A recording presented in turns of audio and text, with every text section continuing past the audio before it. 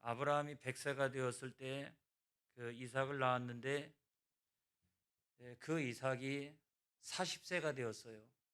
그래서 장가를 보내야 되겠다라고 생각해서 엘리에셀이라고 하는 종을 통해서 멀리 리브가를 데리고 오는, 신부감 리브가를 데리고 오는 그런 장면이 오늘 성경 말씀입니다. 저는 이 말씀을 매우 복음적으로 해석하기를 원합니다. 하나님께서 신랑 되신 예수 그리스도를 세상 가운데 보내주셨다. 그래서 세상에서 신부감을 부르시고 있다. 거기에 우리에게 어떤 역할이 있다는 거예요. 어떤 사명이 있다. 먼저 구원받은 우리의 어떤 역할과 그 사명이 있다. 그게 과연 뭐냐? 그리고 우리가 어떤 태도와 자세를 가지고 그 사명을 잘 감당할 수 있을까?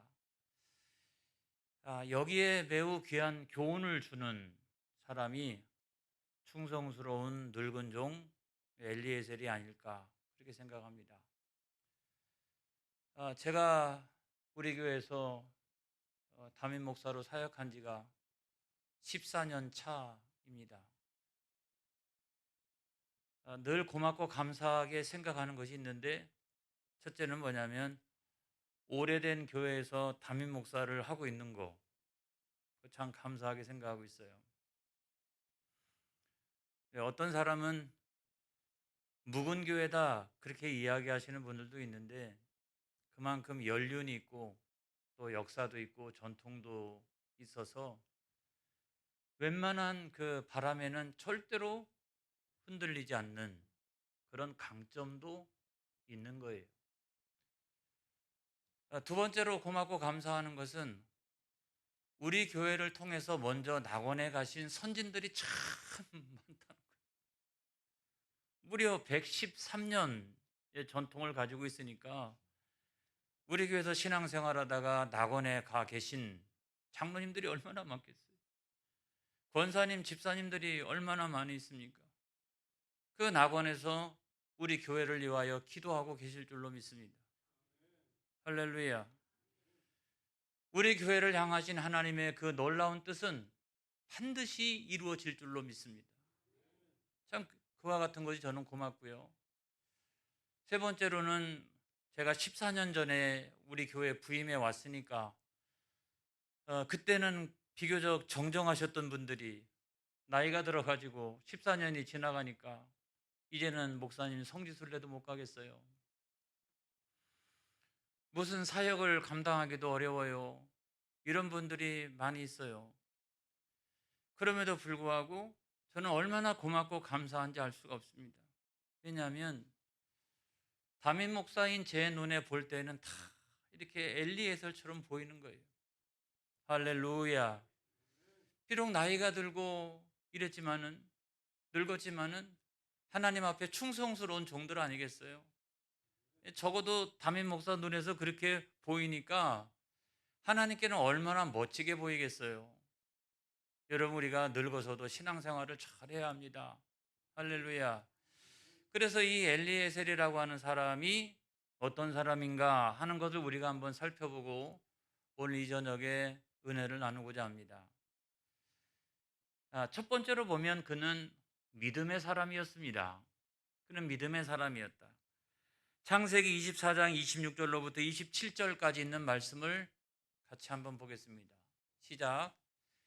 이에 그 사람이 머리를 숙여 여호와께 경배하고 이르되 나의 주인 아브라함의 하나님 여호와를 찬송하나이다. 나의 주인에게 주의 사랑과 성취를 그치지 아니하셨사오며 여호와께서 길에서 나를 인도하사 내 주인의 동생 집에 이르게 하셨나이다 하니라 그랬어요. 여러분, 이것을 네 단락으로 나누어서 우리가 생각해 볼 수가 있어요. 하나는 먼저 하나님 찬양합니다 이런 거 아니겠어요? 그리고 하나님은 나의 주인에게 사랑과 성실을 베풀어 주신 하나님이십니다. 내 개인적인 측면에서도 늘 언제나 여호와께서 나의 길을 인도해 주셨습니다. 그래서 마침내 내 주인의 동생의 집에 이르게 하셨나이다. 근데 저는 여기서요, 이 엘리에셀이 늘 언제나 모든 문제를 이렇게 해석하고 있구나 하는 것을 제가 생각하게 되었어요. 여러분, 우리가 어떻게 해석하느냐, 이거 굉장히 중요합니다. 어떤 사건을 만나고 어떤 사람을 만나고 어떤 환경에 처했을 때 내가 그 상황을 어떻게 해석하느냐, 이게 굉장히 중요한데, 내가 오늘 내 주인의 동생의 집에 오게 된 것은 절대로 우연이 아니다는 거예요. 하나님께서 나를 인도하셨다는 거예요. 근데 그 하나님은 누구냐? 내 주인 아브라함에게 사랑과 성실을 베푸신 그 하나님. 그 하나님이 이 길에서 나를 인도하여 주셨다. 이 굉장히 놀라운 해석입니다, 여러분. 믿음이란 어쩌면 해석입니다. 믿음이란 해석이다, 이 말입니다. 해석이다. 그래서 우리가 어떤 사람 만납니다. 어떤 환경에 처합니다. 어떤 사업을 합니다. 그리고 이 교회를 다닙니다. 근데 이것은 다 우연이 아니라 여호와 하나님께서 나를 인도하시는 것이라는 거예요. 할렐루야. 제가 여기서 담임 목사를 하고 있는 것도 하나님께서 저를 인도해 주신 거예요. 근데 그 하나님은 어떠한 하나님이시냐? 그 하나님은 그 옛날 믿음의 조상이었던 아브라함에게 사랑과 성실을 베푸셨던 그 하나님이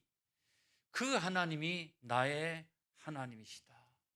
그러니까 언제나 뭐 이런 상황 만나든 어떤 상황 만나든 항상적으로 하나님께서 나를 그렇게 인도하여 주실 것이다.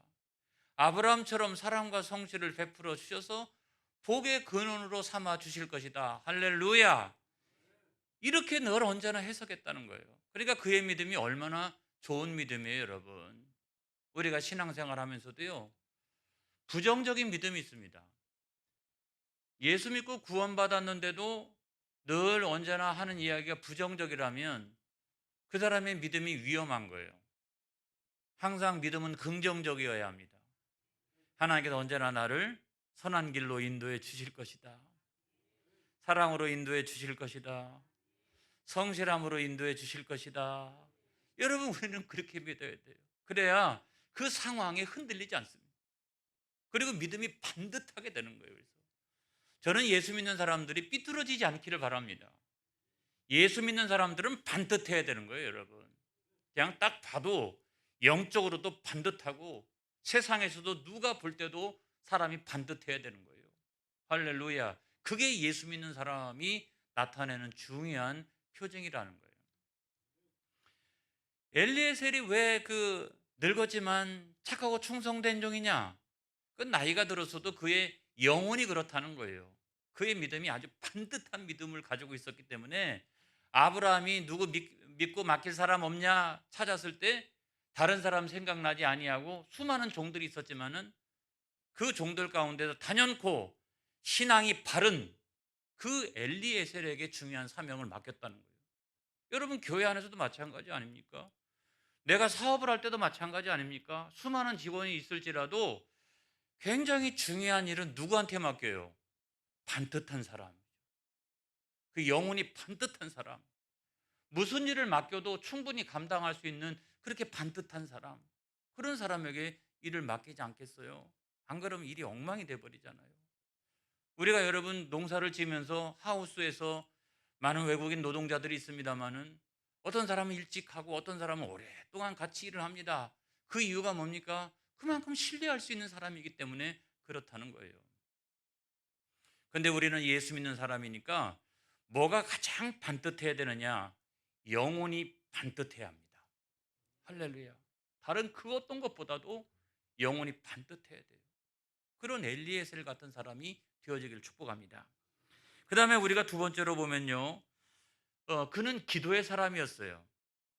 아브라함의 부탁을 받고서 먼 길을 갔습니다. 밧단 아람, 다른 표현으로 말하면 하란, 이 똑같은 지명이에요.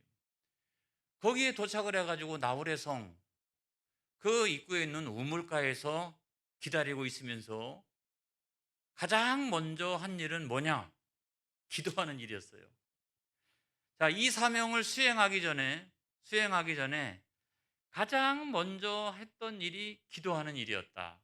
여러분, 먼저 기도하는 일이 왜 중요한가를 제가 지금부터 말씀드리려고 그러는 거예요. 오늘 귀한 저녁 여러분들은 잘 나오신 줄로 믿습니다. 대통령 선거 발표가 있더라도 그것보다 훨씬 더 중요한 게 바로 이거예요. 우리가 범사에 어떤 일을 할 때에도 먼저 기도해야 되는 이유 있어요. 제가 그걸 설명해 드릴게요. 여러분, 우주 만물에는 하나님의 섭리가 있습니다. 하나님의 섭리가 있어요. 근데 하나님의 섭리를 설명할 때 먼저 중요한 개념이 있는데 그게 뭐냐면 작정이라는 거예요. 하나님께서 작정하셨다 이런 거예요. 그래서 작정이라고 하는 건 뭐냐면 우주 만물 가운데 하나님이 어떤 목적을 두시고 어떤 계획을 하나님께서 갖고 계시다. 이게 하나님의 작정이에요. 근데 하나님의 섭리라고 하는 건 뭐냐? 그 하나님의 작정하신 것을 질서 있게 이루어 가는 것이 섭리예요. 할렐루야. 그러니까 태초에 하나님께서 작정하시고 계획하신 것을 이 역사적인 시간이 계속 지나가면서 이런 환경 저런 환경이 있지만은 하나님께서 그 작정하신 것을 질서 있게 이루어 가시는 모든 과정을 우리가 하나님의 섭리라고 말한다는 거예요. 이거를 우리가 먼저 염두에 두고서 그다음에 이 하나님의 섭리가 기도하고 무슨 관계가 있느냐? 이걸 잘 생각해야 돼요. 그래서 많은 신학자들이요. 어떤 신학자들은 좀 센 신학자들, 교조주의적인 신학자들은 뭐라고 얘기했냐면 모순 관계에 있다 그랬어요. 무슨 관계? 모순 관계. 그러니까 하나님의 섭리는 목적이 있고 계획이 있고 철두철미한 질서가 있기 때문에 이것이 먼저가 되기 때문에 사람들이 아무리 하나님 앞에 기도한다 할지라도 크게 영향을 미치지 못한다는 말이에요. 그러니까 이 하나님의 섭리와 기도가 모순된 관계에 있다는 거예요. 어떤 말씀인지 이해가 되시리라고 생각합니다. 이런 사람들은 좀 결정적인 결정론자들, 극단론자들이죠. 그러니까 기도가 크게 영향을 미치지 못한다. 이런 생각을 갖고 있는데 우리가 성경에 보면 절대 그렇지 않더라. 성경에 보니까 그냥 한번 볼까요? 마태복음 7장 7절로 8절에 있는 말씀. 뭐 성경을 인용해 보라고 그러면 뭐 수도 없이 인용할 수 있는데 그냥 대표적인 말씀 가지고 그냥 인용해 보겠어요. 성경은 그렇게 말씀하고 있지 않더라는 거예요. 시작. 구하라 그리하면 너희에게 주실 것이요 찾으라 그리하면 찾아낼 것이요 문을 두드리라 그리하면 너희에게 열릴 것이니 구하는 이마다 받을 것이요 찾는 이는 찾아낼 것이요 두드리는 이에게는 열릴 것이니라. 할렐루야. 이렇게 말씀하고 있는 걸 보면은 그 하나님의 섭리도 있지만은 기도가 굉장히 강력한 영향을 미치고 있다는 사실이 드러나고 있잖아요. 할렐루야. 이걸 여러분 믿으시길 바라요. 그리고 또 대표적인 말씀 가운데 야고보서 1장 5절로부터 7절까지 있는 말씀을 보겠습니다. 시작. 너희 중에 누구든지 지혜가 부족하거든 모든 사람에게 후히 주시고 꾸짖지 아니하시는 하나님께 구하라. 그리하면 주시리라. 오직 믿음으로 구하고 조금도 의심하지 말라. 의심하는 자는 마치 바람에 밀려 요동하는 바다 물결 같으니 이런 사람은 무엇이든지 주께 얻기를 생각하지 마라.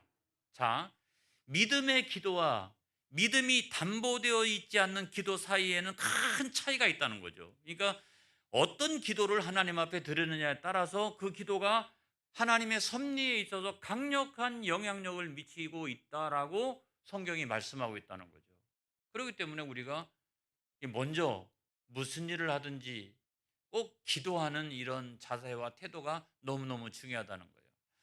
그래서 어떤 신학자들은 나중에 이런 얘기를 했어요. 하나님의 섭리와 기도는 조화로운 관계에 있다. 조화 관계에 있다. 그래서 하나님의 섭리에 있어서 기도는 수단이다 그랬어요. 굉장히 신학적인 거예요. 하나님의 섭리에 있어서 기도는 수단이다. 그래서 그 기도를 통하여 하나님의 섭리가 이루어지고 하나님의 섭리는 기도를 통하여 또한 이루어진다. 할렐루야. 이렇게 말해도 되고 저렇게 말해도 되고 이 쌍방간은 아주 조화로운 그런 관계에 있다라고 하는 것을 표현하고 있는 거죠. 그래서 어떤 때는 그 하나님의 섭리가 더 강력하게 셀 때가 있어요. 내가 하나님의 뜻이 아닌 다른 내 인간적인 욕심을 가지고 막 구하면 하나님의 섭리가 움직여지지 않습니다. 그렇죠? 하나님의 섭리가 그냥 꼼짝 않고 있어요. 그럴 때는 하나님의 섭리가 훨씬 더 센 거예요. 근데 대부분의 경우 어떤 경우에는 목사님 응답받았어요. 제가요 지난번에 이렇게 기도했는데요. 어쩌면 그렇게 제가 기도했던 그대로 이루어졌는지 할렐루야 하나님 살아계심을 찬양합니다. 막 이런 분들이 있잖아요. 그래서 내가 이와 같이 기도했는데 아무런 차이도 없이 그대로 이루어지는 경우 이런 체험을 우리가 할 때도 있다는 거죠. 어쩌면 그렇게 어쩌면 그렇게 그래서 마치 하나님의 섭리와 내 기도가 굉장히 밀접한 관계에 있는 것처럼 내가 이와 같이 기도했는데 하나님의 섭리도 이와 같이 이루어지더라. 이런 체험을 우리가 할 때가 많이 있어요. 엘리에셀의 기도를 우리가 생각해 보면 금방 알게 돼요. 자, 엘리에셀의 기도에서 하나님의 섭리는 뭡니까? 하나님의 섭리는 이 둘이 결혼하는 거죠. 그렇죠? 그러니까 먼 곳에 한 번도 만난 적이 없는 남녀가 만나가지고 결혼을 했어요. 근데 이삭은 누구냐면 언약의 계승자죠. 아브라함의 언약의 계승자. 그래서 그 언약이 누구에게로? 야곱에게로 이렇게 흘러가는 언약의 계승자고. 리브가는 뭡니까? 리브가가 떠나올 때 가족들이 뭐라고 축복했습니까?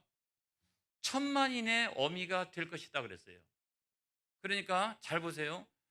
남편은 언약의 계승자요. 아내는 뭐예요? 천만인의 어미가 되는 거예요. 그래서 하나님께서 아브라함에게 축복하셨던 그 축복이 그대로 이삭에게 내려오면서 그것이 확산성을 가지고 그냥 계속해서 번성해 가면서 자손 대대로 그 하나님의 축복이 이루어지는, 그래서 천만인의 어미가 되리라.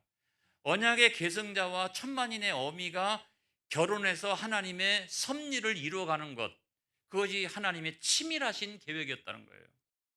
그런데 그것이 어떻게 현실적으로 이루어지느냐? 엘리에셀의 기도를 생각해 보면, 하나님, 나는 그 사람이 누군지 모르겠습니다. 이삭은 알겠는데 내가 여기 와가지고 나홀의 성에 와가지고 그 하나님께서 정하신 그 여인이 누군지 모르겠습니다. 그래서 제가 간절히 하나님 앞에 기도하는데 우물가에 있을 때니까 때가 되어서 여인들이 막 이제 물 기르러 이제 오게 되면은 내가 물 좀 다오 그렇게 하면 나한테 물을 떠서 주는 것뿐만 아니라 내가 시키지도 않는, 내가 많은 사람들과 함께 낙타를 함께 데리고 왔는데 어떻게 해요? 내가 시키지도 않고 내가 요청하지도 않았는데도 불구하고 천만인의 어미가 될 수 있는 그릇이 되느냐 안 되느냐, 이 낙타들에게까지도 다 물을 먹일 수 있는 그런 여인이 나타난다라고 하면 그 여인을 내가 하나님께서 정하신 그런 사람이라고 생각을 하겠습니다. 이거는요 아주 자기가 이렇게 자기의 입장이나 상황에서 지금 한 기도였잖아요. 그런데 그대로 이루어집니다. 하나도 틀림이 없이. 그건 제가 설명할 필요도 없어요. 그래서 하나님의 섭리와 엘리에셀의 기도가 어쩌면 그렇게 하나님의 그 멋지고 큰 계획이 엘리엘이라고 하는 사람의 구체적인 상황 가운데서 그가 했던 그 구체적인 기도가 같이 연결되어서 조화롭게 이루어지는 그런 엄청난 역사가 일어났다는 거죠. 할렐루야. 그러기 때문에 여러분, 하나님의 섭리가 있는 거예요. 이게 지금 우리를 향하신. 근데 그 하나님의 섭리가 내 가정이나 내 사업체나 또 내가 원하는 이런 걸 가지고 내가 간절히 기도할 때 하나님의 섭리가 내 기도를 통하여 이루어진다면 우리가 구체적으로 기도해야 된다는 거예요. 하나님의 섭리는 내 기도의 줄을 타고서 그와 같이 구체적으로 이루어진다면 내가 여러분 구체적으로 하나님 앞에 간절히 기도하는 일이 왜 중요한지를 알게 되는 거예요. 할렐루야. 그래 여러분, 우리는 반드시 무슨 일을 시작하기 전에 하나님의 뜻과 섭리를 내가 믿사오니 아버지여 그 뜻이 내 기도를 통해서 아름답게 성취되게 하여 주시옵소서. 그렇게 기도하면 놀라운 응답을 받게 되리라고 생각합니다. 이 둘의 관계를 잘 이해하는 저와 여러분 되어지기 바랍니다. 그 다음에 마지막으로 세 번째는 그는 사명의 사람이었다는 거죠. 그래서 여러분 창세기 24장 33절에 있는 말씀을 보겠습니다. 시작. 그 앞에 음식을 베푸니 그 사람이 이르되 내가 내일을 진술하기 전에는 먹지 아니하겠나이다. 라반이 이르되 말하소서. 자, 여기서도 보면 종은 리브가가 누구인지를 알았어요. 그렇죠? 몇 번의 대화를 나눠보면서 리브가가 누구인지를 알았어요. 그러니까 먼저 1차 선물을 주는 거잖아요. 리브가가 너무 좋아가지고 그 선물을 받아가지고 집으로 가가지고 다 얘기합니다. 그랬더니 온 가족이 그 이야기를 듣고서 라반이 달려나오죠. 라반이 막 달려나가지고 여호와께 복을 받은 자여, 그렇게 하면서 자기네 집으로 막 이렇게 인도해 갑니다. 여러분, 하나님께서 우리에게 주시는 복이 있습니다. 저는 이번 성회를 통해서 하나님께서 특별하게 주시는 은혜가 있을 줄로 믿습니다. 여호와께 복을 받은 자여, 그래서 그 분을 자기네 집으로 막 인도해 가는 것처럼 이번 성회를 통해서 주신 하나님의 은혜와 복이 있을 텐데 그 은혜와 복을 자기 집으로 이렇게 어떻게 자기 집으로 이렇게 영접해가는 저와 여러분들이 되어지기를 주의 이름으로 축원합니다. 그래 어쨌거나 아무튼 그렇게 해서 모시고 와가지고 대접을 잘하고 낙타에게도 먹을 걸 주고 거기 함께 왔던 모든 사람들 다 발도 씻겨주고 그래서 음식을 풍성하게 준비를 했는데 먹질 않는 거예요. 그러면 한다는 말이 내 사명의 일, 그거를 말하기 전에는 나는 먹지 않겠나이다. 여기서 굉장히 중요한 차이점이 발생하는 거예요. 여러분, 신앙생활에서 우선순위가 명확한 신앙생활을 하시길 바랍니다. 의식주, 내가 먹는 거, 입는 거, 자는 것, 그 어떤 것보다 하나님께서 나에게 맡겨주신 그 사명을 앞장 세울 수 있다면 나는 하나님 앞에서 착하고 충성된 종이 될 가능성이 큽니다. 하지만 우선순위가 불분명한 사람은요, 악하고 게으른 종이 될 가능성이 큽니다, 여러분. 이걸 우리가 신앙적으로 뭐라고 표현하냐면 목적의식이 있는 신앙이다 그럽니다. 신앙생활이 우선순위가 명확해야 목적의식이 있는 신앙생활을 해나갈 수 있는 거예요. 그런 사람은요, 눈빛이 달라요. 이렇게 목적이 희미하신 분들은 눈빛이 다른데 목적의식이 분명한 사람들은요, 눈빛이 달라요. 신앙생활하면서 그런 우선순위와 목적의식이 아주 분명한 그런 신앙생활을 해나가시기를 주의 이름으로 축원합니다. 할렐루야. 그래서 우리가 잘 아는 말씀 마태복음 6장 33절 있잖아요. 시작. 그런즉 너희는 먼저 그의 나라와 그의 의를 구하라. 그리하면 이 모든 것을 너희에게 더하시리라. 할렐루야. 너무너무나 유명한 말씀입니다. 목적의식과 우선순위가 왜 중요한지를 우리에게 가르쳐주고 있는 그런 말씀이라고 생각을 합니다. 저는 여러분, 오늘 사랑하는 모든 성도들이 그런 엘리에셀처럼 늙어갈 수 있기를 축복합니다. 주의 종인 저도 나이가 들어가면서 그런 엘리에셀과 같은 종이 되어지기를 원합니다. 여러분들도 계속해서 더 앞으로 나이가 들어가고 그렇게 될 텐데 그와 같은 충성스럽고 또 착하고 그런 종들로 늙어갈 수 있기를 바랍니다. 제가 얼마 전에요, 은퇴하신 목사님들을 만났어요. 우리 김시진 목사님도 계신데 제가 은퇴하신 목사님들한테 그랬어요. 여기 은퇴하신 장로님도 있고 또 원로 권사님들도 계신데 다 동일하게 이렇게 포함되는 이야기라고 생각이 들어요. 은퇴하고 나니까 뭐가 그렇게 좋아요? 그랬어요. 그랬더니 얽매이지 않고 자유로워서 너무 좋아 그러더라고요. 교회 틀 안에서 막 이렇게 얽매이고 막 여기로부터 자유로운 게 너무 좋아 그러더라고요. 그래서 제가 두 번째로 그러면 안 좋은 게 뭐예요? 아, 좋은 게 있으면 안 좋은 것도 있을 거 아니겠어요? 안 좋은 게 뭐예요? 그랬더니 할 일이 없어. 아, 그래서 다 좋은데 이런 느낌이 있어. 이렇게 이런 느낌. 그래서 그 느낌이 뭡니까? 제가 볼 때는 뭐 자유롭고 평안하시고 좋을 텐데 그랬더니 내가 이렇게 느낌을 한번 얘기해 볼게 이러더라고요. 이야기해 보세요. 은퇴하기 전에는 이렇게 덕천교회 앞을 지나간다라고 하면 차를 확 틀어가지고 덕천교회 딱 틀어가지고 오 목사 내가 왔어 이렇게 하는데 은퇴하고 나니까 그러고 싶은 마음은 많이 있는데 차를 틀어가지고 오 목사 이러면서 찾아올 수가 없더랍니다. 제가 그 이야기를 듣고서 두 가지를 생각했어요. 이건 다 우리 모두에게 해당하는 거예요. 저는 은퇴 안 합니까? 해당하는 건데 첫 번째로 우리가 늙어가면서 또는 노인이 되면서 이 교제할 수 있는 공간과 이런 것들을 잘 만들어야 되겠다. 제가 그 생각을 하나 했어요. 교제할 수 있는. 왜냐하면 이, 갈 때가 이렇게 그리고 내가 가는 것 자체가 민폐가 될까? 뭐 이런 생각도 하게 되고 이거는 그렇지 않은데 내 스스로가 그렇게 생각한다는 거예요. 그 은퇴 목사님이 하셨던 말씀이에요. 그래서 그런 분들을 위한 공간이 있고 정말 자유롭게 누구든지 와가지고 서로 이렇게 교제를 나눌 수 있는 그런 게 하나 있었으면 좋겠다 이런 생각이 하나 있었는데 또 하나는 뭐냐면 사역이었어요. 사역. 굉장히 단순한 사역이라 할지라도 그 사역을 함께 해나갈 수 있도록 노년이라 할지라도 어떤 사역을 하나 붙들고 그거를 함께 해나갈 수 있도록 그렇게 해야 신앙생활의 즐거움을 빼앗기지 아니하고 그렇게 할 수 있겠다라고 제가 생각을 했어요. 그래서 교회 안에서도 아무튼 그렇게 하고 노예 안에서도 아무튼 그렇게 해볼까 제가 생각을 가졌습니다. 여러분 노년이 건강하시고 노년이 행복하시고 노년이 형통하시기를 축복합니다. 할렐루야. 기도하겠습니다.